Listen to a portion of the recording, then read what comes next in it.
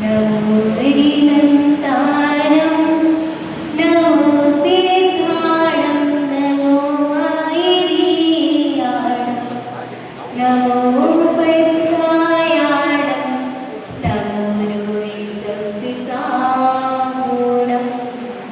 मोक्षमार्गस्य नेतारं वेतारं कर्मभूव्रता ज्ञातारं विश्वतत्त्वानां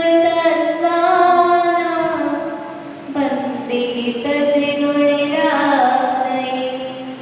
संयमि भावजगाना गुरुवे काम तुम्हारा है संयमि पालन करना गुरुवर काम हमारा है अब तो प्रतिपल प्रतिपग मेरा संयम पथ पर हो मेरा अंतिम मरण समाधि तेरे दर पर हो।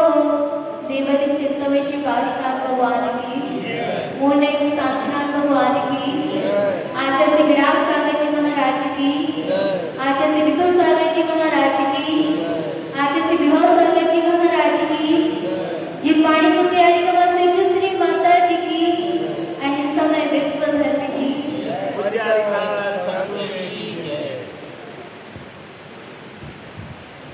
एक बात है कि एक नगर में एक वैद्य रहता था जो बहुत ही अनुभवी था। अब उसको औषधि की जरूरत पड़ी तो वह अपने बेटे को लेकर एक जंगल में गया। अब जैसे ही उसने जंगल में गया तो उसने देखा कि इधर तो कोई औषधि दिख ही नहीं रही है, तो मैं औषधि कहाँ से तोड़ूं। तो उसने थोड़ी देर तक इधर उधर देखता रहा तो उसको एक खाई दिखाई। अब जैसे ही उसको एक खाई दिखाई थी तो उसमें बहुत सारी औषधि रहती थी और जो उसको चाहिए थी वही औषधि उसमें लगी हुई थी। अब जैसे उसने देखा कि ये तो खाई तो बहुत गहरी है, अब मैं क्या करूं, मेरे को तो ये औषधि चाहिए है मगर कैसे इसमें जाऊं, और मैं तो वृद्ध हो गया हूँ, अगर मैं इसमें जाता हूँ अगर मेरी एक आध नस टूट गई तो उसका जुड़वाना मुश्किल है। उसने सोचा कि जो मेरे बेटे को लेकर आया हूँ अपने साथ में उसको इस खाई में उतार दूँ। अब जब बेटे से बोला गया कि बेटा तुमको मैं अब कमर से रस्सी बांधकर इसमें उतार देता हूँ, और जैसे ही बेटे से बोला पिताजी ने तो बेटे ने क्या किया, हाँ कर दिया, क्योंकि पिताजी के ऊपर उसको इतनी श्रद्धा थी कि मेरे पिताजी अगर मेरे साथ कुछ भी बुरा नहीं होने, अपने पास पिता तो है मगर उनके ऊपर अपनी को श्रद्धा है। पिता तो अपने सबके हैं मगर श्रद्धा है कि अपन को नहीं। तीन लोग के नाम आपके कौन है, पिता ही है ना। जब आपके ऊपर कोई विपत्ति आती है तो आप क्या करते हो, श्रद्धा करते हो कि आप श्रद्धा कर जाते हो, श्रद्धा करते हो। जब अपने ऊपर विपत्ति आती है तब हम क्या कर जाते हैं, आप श्रद्धान कर देते हैं कि मैं तो हमेशा से विधान करता आ रहा हूँ, हमेशा से पूजा कर रहा हूँ, हमेशा से पाठ कर रहा हूँ, मेरे साथ क्या कर दिया भगवान ने, बुरा कर दिया। क्या होती है अपने ऊपर आश्रद्धा हो जाती है ना। जैसे कि उस वैद्य के बच्चे को अपने पिता के ऊपर श्रद्धा थी कि मेरे पिताजी मेरा कुछ भी बुरा नहीं करेंगे, मगर अपन क्या करते हैं, जो अपने पिता है जो इस देह को जन्म दिए उस पिता के ऊपर तो अपन को श्रद्धा है कि नहीं है श्रद्धा, कि मेरे पिता मेरा बंटवारा जब भी करेंगे या मेरे हित में कोई भी बात करेंगे तो मेरे पिता मेरा हित नहीं करेंगे। मगर वही बात तब कहते हैं ना, आप कौन से वंश के हो, कौन से वंश के हो, तो क्या आता है, हम महावीर के वंश के हैं। और जब महावीर के आचरण की बात आती है तो हम लोग आचरण कर पाते हो क्या। माता जी हमेशा कहती हैं कि मंदिर में आओ बहुत अच्छी बात है, मगर मंदिर में आके तो आप शांति से बैठोगे उससे भी ज्यादा अच्छी बात है। और अगर मंदिर में आके महावीर ने कैसा आचरण किया था, शांति से बैठे थे ना हमारे भगवान, तो जो आखिर शांतिनाथ भगवान है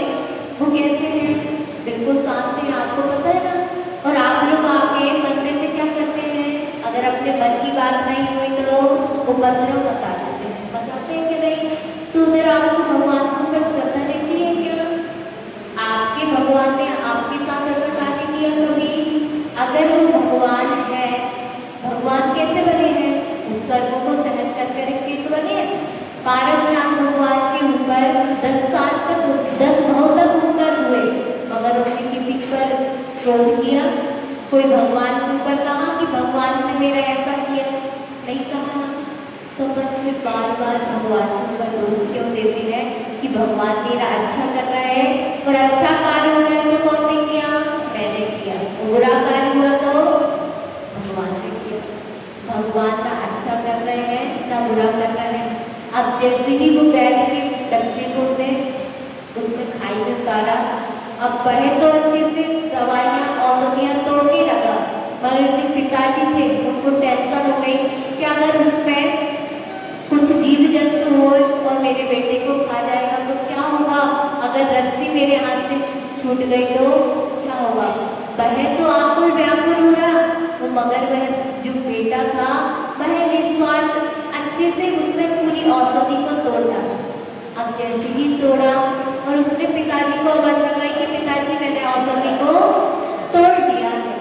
अब जैसे ही वो बेटा वो पिताजी ऊपर आ रहे थे तो उनके हाथ पैर कप रहे थे, मगर बेटा क्या था? बिल्कुल चिंता से फ्री था, क्योंकि मेरे पिताजी के हाथ में मेरी डोर है ना, तो मैं अच्छे से ही बाहर आ जाऊंगा।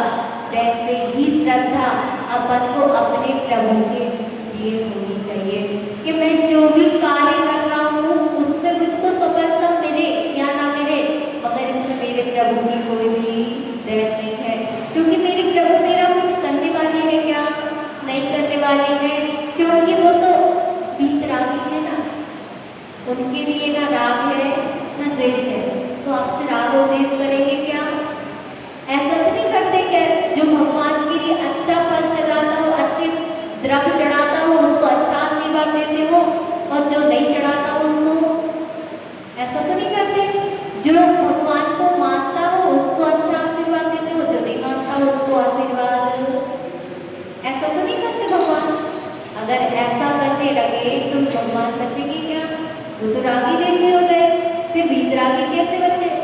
नहीं, आप उनके लिए अच्छा करो तब भी वो आशीर्वाद अच्छा ही देंगे, और नहीं करो तब भी आशीर्वाद देंगे आपको, देंगे, पक्का है भगवान आपको आशीर्वाद देंगे।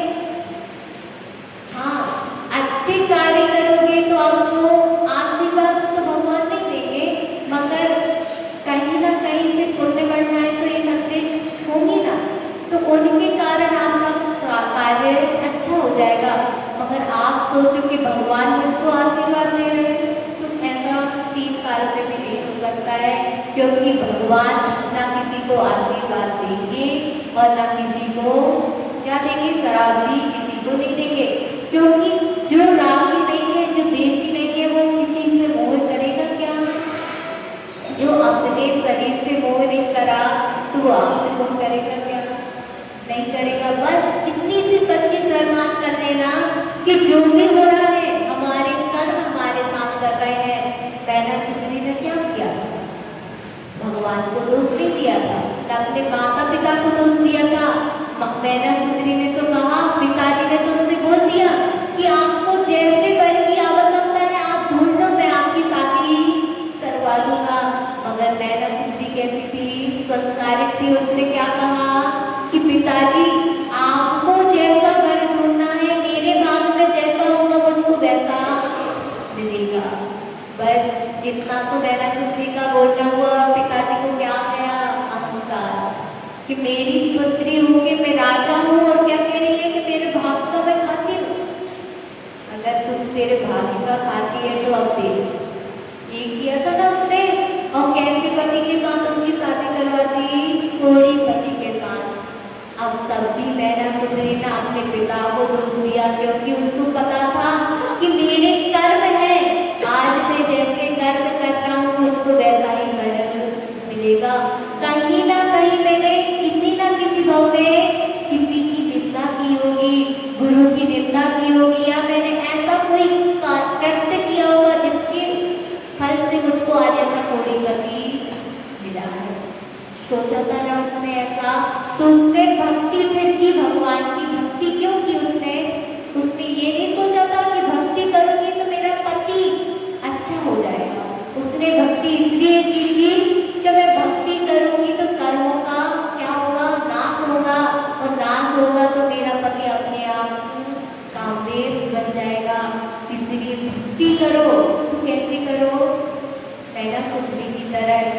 भक्ति निस्वार्थ भाव के साथ करो। आप लोग भक्ति तो करते हो मगर कैसी करते हो? या तो बोलते हो कि हमारे बेटे की अच्छी नौकरी लग जाए इसलिए भक्ति करते हो, या तो अपना घर अच्छे से चलता रहे, भगवान से हमारी दुकान चलती रहे। एक ना एक दिन मन में बात तो आई जाती है ना, भगवान के लिए तब हाथ पैर जोड़ते हो आप लोग, तो क्या बात आती है मन में? भगवान हमारा जीवन अच्छे से चलता रहे।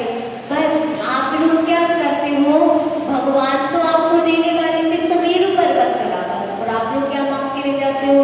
राई का दाना। इसलिए आपको ना राई का दाना मिलता है ना कुछ मिलता है। इसलिए कभी भी भगवान के पास आओ तो एक ही बात कहना, भगवान जो से आपके गुण है वैसे गुण मेरे हो जाए। तो क्या होगी आपकी? जो आपके भगवान के कैसे गुण है? अनंत सुख है भगवान को, अनंत वीर है। अगर आप भगवान के जैसे बनोगे तो आपको भी तो वैसे ही गुण प्रकट हो जाएंगे। अगर आप लोग क्या मानते हो? भगवान ज्यादा गर्मी हो रही है, अब गर्मी कम कर दो, ये बोलते हो ना। जहाँ आपको प्यास लगी तो ये भगवान भूख खत्म कर दो, ये करते हो ना। बस यही तो आप अनादिकाल से करते आ रहे हो, अनादिकाल से भटकते आ रहे हो। अब अनादिकाल से भटकने का समय बचा क्या? नहीं बचा है। अब बस जितना समय है, क्योंकि पंचम काल में अपन आ चुके हैं, और छठे काल में जाओगे तो क्या होगा? बस त्राही एक दूसरे को मारोगे और खाओगे। इसलिए बस आप ये सोचो कि जो पंचम काल है मैं उसमें इतनी अच्छी तैयारी करूं कि जाके स्वर्ग में तो विराजमान हो जाओ। और अगर मैं एक बार स्वर्ग में विराजमान हो गया तो चतुर्थ काल में आके तो क्या बन सकता हूँ? मुनि बनूंगा, मुनि बनकर मोक्ष जा सकता हूँ। बस इन्हीं भावना के साथ आप मंदिर में आओगे तो आपका जीवन सफल हो जाएगा। नहीं तो आप जिन छोटी छोटी चीजों को मांगते रहोगे तो आपको क्या करना पड़ेगा? 84 लाख योनियों में भटकता रहना पड़ेगा। बोल महावीर भगवान की जागरण के ज्ञान से